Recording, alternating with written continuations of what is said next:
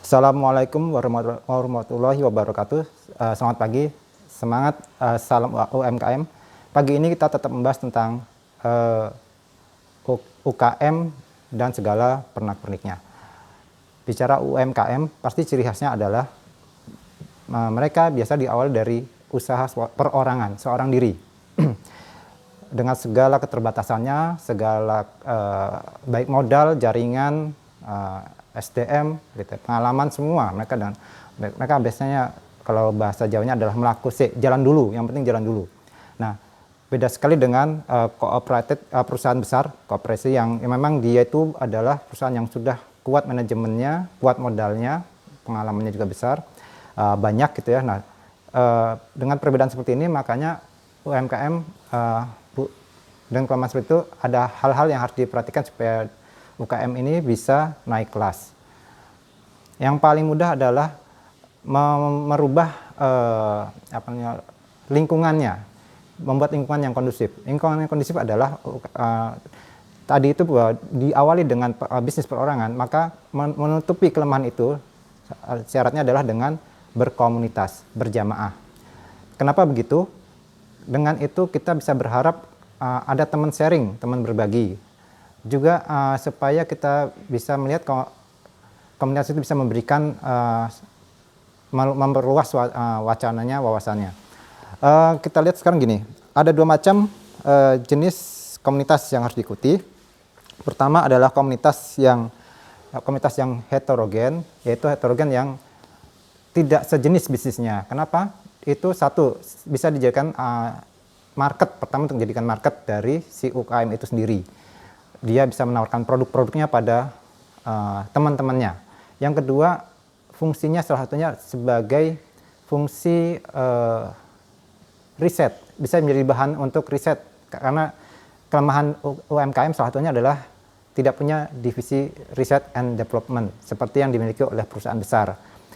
Sehingga komunitas yang heterogen ini bisa dijadikan sarana untuk menguji, untuk mengetes tentang kualitas produknya, tentang respon dari konsumennya, tentang pelayanannya. Ini bisa dijadikan masukan.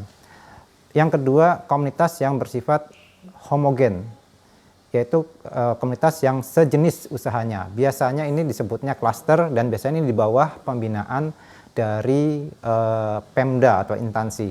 Ini harus diikuti juga oleh seorang UMKM. Kenapa? Di situ nanti bisa terjadi peningkatan SDM. Ya, biasanya dari segi skill yang ke arah sesuai dengan jenis usahanya. Yang kedua, karena ini bisa berhubungan dengan instansi, sehingga bisa mengetahui informasi-informasi yang berhubungan dengan bantuan dari pemerintah. Yang ketiga, bisa sebagai alat support dari UMKM supaya naik penjualannya, misalkan dengan ikut pameran-pameran yang diadakan oleh Pemda. Sehingga saya ulang kembali bahwa UMKM salah satu syaratnya untuk bisa naik kelas, untuk bisa berkembang adalah ikut komunitas. Cuma yang jadi masalahnya terkadang terjadi euforia, terjadi perubahan pola juga, pola perilaku dengan adanya keinginan untuk berkembang, bersosialisasi, itu membuat lupa pada tugas pokoknya, yaitu bicara tentang produksi. Gitu. Seperti ketahui, UMKM adalah awalnya perorangan, semua digarap sendiri, dari mulai penyediaan bahan, produksi, packing, sampai delivery. Nah, ini bisa terganggu kalau kegiatannya banyak didominasi oleh kegiatan yang bersifat komunitas tadi itu, mengikuti acara kopdar-kopdar. Kita bisa tahu misalkan kalau tadi sudah ada dua jenis komunitas yang diikuti, tinggal jumlahnya berapa, tinggal dihitung sendiri. Misalkan satu orang UKM itu bisa ikut mungkin 4 atau 5 paling banyak. Karena nanti bagaimana kalau kita bayangkan kalau setiap minggu dia ikut kopdar setiap grup itu. Kalau 4 saja sudah menghabiskan setiap 1 hari dalam seminggu. Kalau sampai 10 kita bisa bayangkan habis waktunya hanya untuk ikut acara kopdar seperti itu. Akhirnya tidak fokus pada produksi dan proses lanjutan dari produksi itu sendiri atau pengembangan dari usahanya. Sehingga di sini perlu kebijakan, perlu skala prioritas. Ya. Saya sering mengistilahkan, memang UMKM banyak kelemahan dari segi SDM dan segala macam. Ibarat kita butuh pengobatan, kita butuh tahu dosisnya, jangan sampai malah overdosis. Terlalu banyak ikut komunitas, terlalu banyak ikut pelatihan, malah nggak sempet dipraktekkan dan akhirnya malah nggak sempat berkembang. Malah yang jadi usahanya mungkin surut karena waktunya habis untuk berkomunitas atau bersosialisasi.